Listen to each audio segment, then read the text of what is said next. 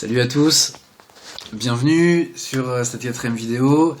Donc la dernière vidéo on parlait du corps, là on va parler aussi un peu du corps et puis je vais digresser un peu et normalement vous saurez 2 signes. Je vais vous apprendre 2 signes sur cette vidéo.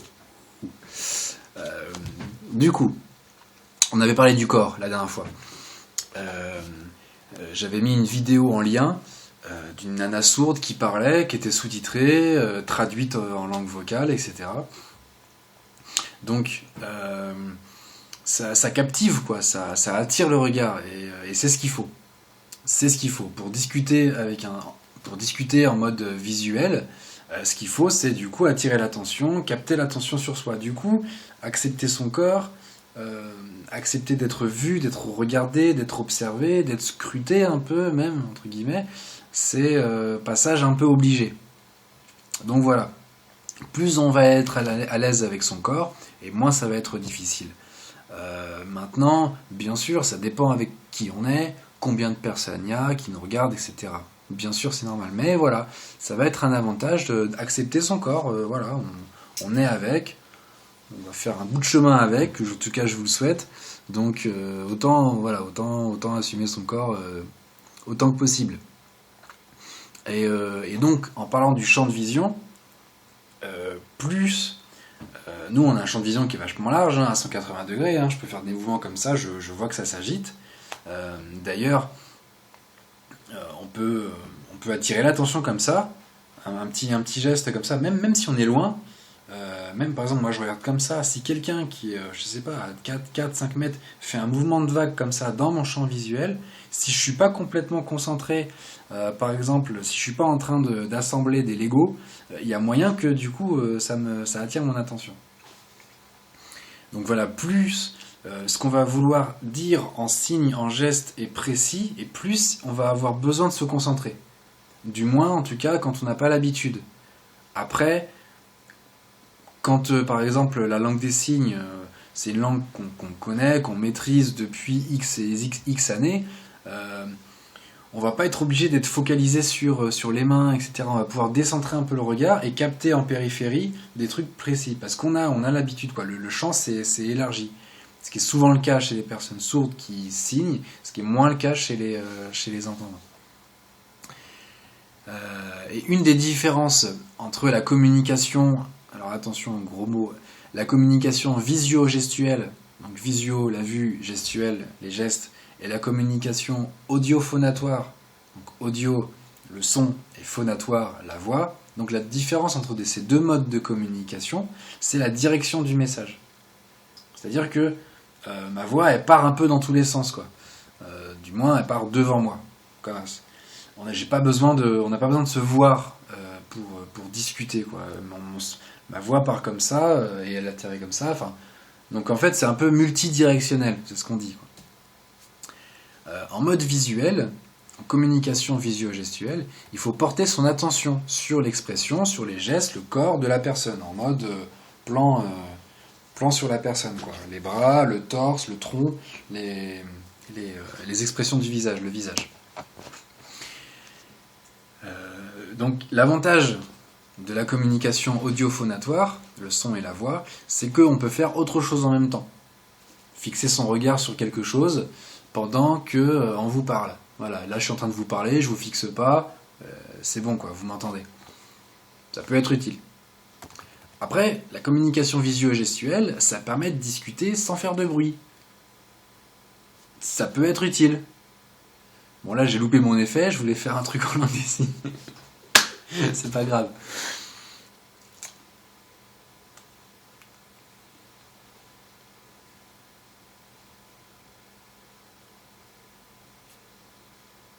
Voilà. Normalement, je devais le faire avant, et j'ai un peu loupé mon effet, c'est pas grave. On va pas commencer à faire la comparaison entre... remarque, encore une. En langue vocale, on peut se parler de dos. On peut se parler dos à dos. Ça peut être utile. En langue des signes, on peut se parler à travers une fenêtre. Ça peut être utile. Bon, vous avez compris l'idée, quoi. Il va y avoir des avantages, des inconvénients, des choses qu'on va pouvoir faire, pas faire, en fonction du mode de communication. On a donc d'un côté les langues vocales et de l'autre les langues des signes. Et je dis les langues des signes parce que c'est pas universel. Non, c'est pas universel. Non. Donc, petit aparté, il paraîtrait qu'on aurait privilégié la langue vocale parce que ça permettait de pouvoir continuer à s'échanger des messages même quand il fait nuit et qu'il n'y a pas de lumière. Et il y a des milliers d'années, l'électricité, ça n'existait pas. On pouvait faire du feu, hein, bien sûr. Et avant qu'on fasse du feu, on faisait comment? Je sais pas. Bon, peut-être aussi c'est parce qu'on entend. Aussi. Parce que du coup, si on avait été sourd depuis les débuts de l'humanité, je suppose qu'on aurait fait autrement. On aurait trouvé d'autres solutions. Le fait est que la majorité de la planète entend. Et du coup, toutes les solutions techniques qu'on a pu inventer en termes de vie sociale, en termes de communication, s'appuient sur la voix, sur le son, les alertes, etc. Machin. Et si on avait été sourd, peut-être que les webcams, ça fait longtemps qu'on les aurait inventées. On ne sait pas, on ne sait pas. Bref, aparté mis à part, les langues des signes ne sont pas universelles. Et je vais vous en donner un exemple maintenant. Par exemple, en langue des signes française, on va dire bonjour. Comme ça. Alors je vous le fais au ralenti.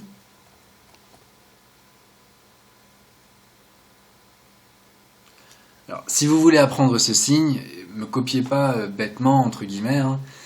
C'est pas la peine de reprendre le même angle, de baisser la main au même endroit, etc. Bon, pour preuve, il y a plusieurs façons de dire bonjour.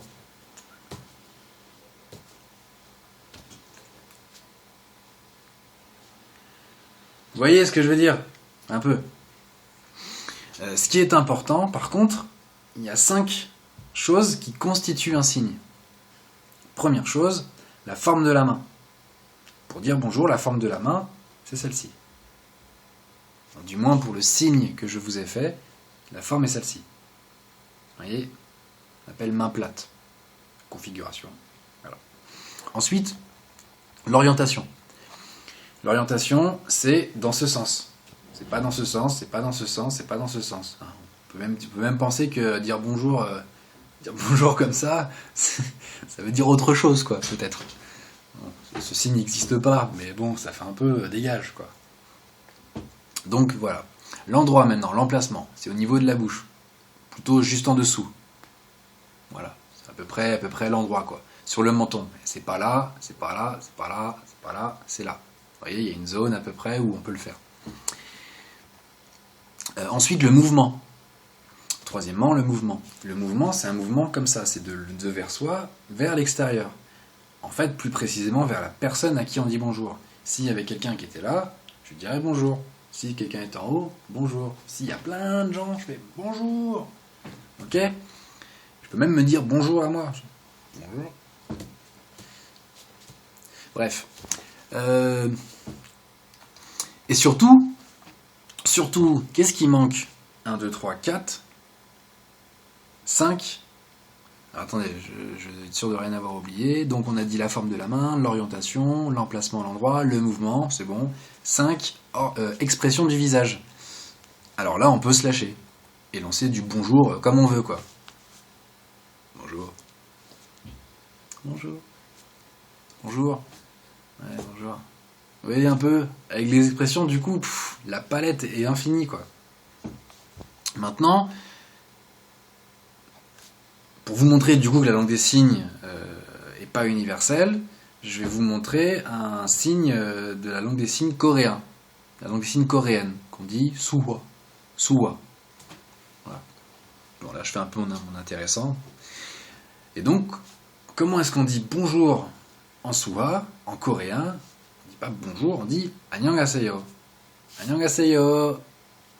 Annyeonghaseyo. Ouais, je sais ce que vous voulez dire, c'est un peu bizarre. Je vais quand même vous apprendre à le dire.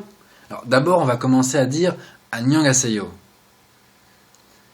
Je sais, mais bon, ça peut être utile. Donc répétez après moi, c'est plus facile que ce qu'on croit. Annyeong. Annyeong. A, A, Seiyo, Seiyo, Anyang, A, Seiyo, Anyang, A, Seiyo. Et maintenant, vous prolongez la dernière note pour avoir l'air normal. Annyeonghaseyo. Oui, ce qui est normal en Corée, l'est moins ici. On est d'accord. Donc, on reprend le signe maintenant. Donc, toujours pareil, dans toutes les langues des signes, vous trouverez les paramètres qui constituent un signe, qui sont au nombre de 5. La configuration, la forme de la main, que vous connaissez déjà d'ailleurs pour avoir vu l'autre vidéo, qui symbolise aussi la tête, le poing fermé. L'orientation, c'est comme ça, c'est pas comme ça, et tant mieux parce que c'est pas très pratique. Ça fait autre chose, quoi. Ça veut dire autre chose, c'est un autre signe cette fois. Ça veut dire, ça c'est la santé, ça veut dire fort, ça veut dire être fort. Donc, l'orientation, comme ça.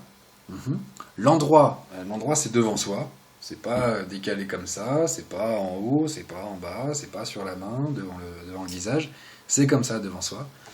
Ensuite, le mouvement, c'est de bas, enfin de haut, du haut vers le bas, comme ça, 2 fois, par petites touches. Remarquez, si vous voulez y aller comme des bourrins et montrer votre autorité, pourquoi pas, ça peut être utile. Voilà, et c'est moins, vous voyez ce que je veux dire. Par petites touches, donc, pap, pap. Expression du visage. Donc là, c'est pareil. Si c'est un pote, gros smile, et pas la peine de baisser la tête. Pas la peine. Par contre, si, par exemple, c'est les parents de votre petit ami, par exemple, et que c'est la première fois que vous les rencontrez, là, on baisse bien la tête. Maximum respect. C'est comme ça, c'est dans la culture, c'est dans la langue. Après, si les parents ne connaissent pas la langue des signes, rangez les mains et gardez la tête baissée. Annyeonghaseyo. Voilà. Donc, je vais le refaire du coup. Alors, avant, c'est un autre signe du coup. L'autre signe est constitué du coup de cette main-là qu'on applique ici avec le mouvement comme ceci. Donc, je recommence. Annyeonghaseyo. Ça même, on peut l'enlever. Les gens disent directement Annyeong. La forme raccourcie de Annyeonghaseyo. Annyeong. Bon. Je sais que vous vous moquez de la façon dont je le fais. C'est pas grave. C'est pas grave. Que ce soit du coup dans n'importe quelle langue, et dans n'importe quelle langue des signes, lorsqu'on débute, on a l'air bête. On a l'air emprunté. C'est normal. C'est normal. J'ai pas dit que ça peut être utile. C'est normal. Quoique, pour être naturel, du coup, ce qui est important, c'est de répéter plusieurs fois le signe, et puis voilà, il faut quand même un peu manger un peu le mot, quoi, manger un peu le signe, le faire sien. Donc une technique, c'est d'essayer d'être souple, de pas être trop rigide, trop crispé. C'est plus facile à dire qu'à faire, on le sait tous. Mais bon, moi je vous le dis, essayez de pas être trop crispé sur vos signes. Du coup, voilà. On peut voir la différence entre... donc là, je vais utiliser le signe coréen qui démontre mieux ce que je voulais dire. Entre... vous voyez ce que je veux dire? Entre Annyeonghaseyo, où on est complètement raide, complètement crispé, tu vois, et entre Annyeonghaseyo, où là, le mouvement de la main et le mouvement du corps n'est pas le même. Si je me mets de côté comme ça, Annyeonghaseyo, mon corps bouge pas forcément. Il va bouger un peu, il va accompagner, mais mon corps fait pas tac, tac. Mon corps fait en une fois. Et c'est ça qu'il fait en 2 fois. Et avec un peu de souplesse. Vous voyez la différence? Travaillez votre souplesse, c'est bien. Donc voilà, oubliez jamais non plus un truc, c'est que quand vous faites un effort, en disant bonjour dans la langue de l'autre, que ce soit bonjour en langue des signes française ou annyeonghaseyo en suwa, en langue des signes coréenne, n'oubliez pas que même si c'est maladroit, c'est toujours très apprécié. Même si c'est maladroit. Voilà, c'était un peu long, j'ai un peu dévié. Merci de votre écoute. Des bisouilles. Salut!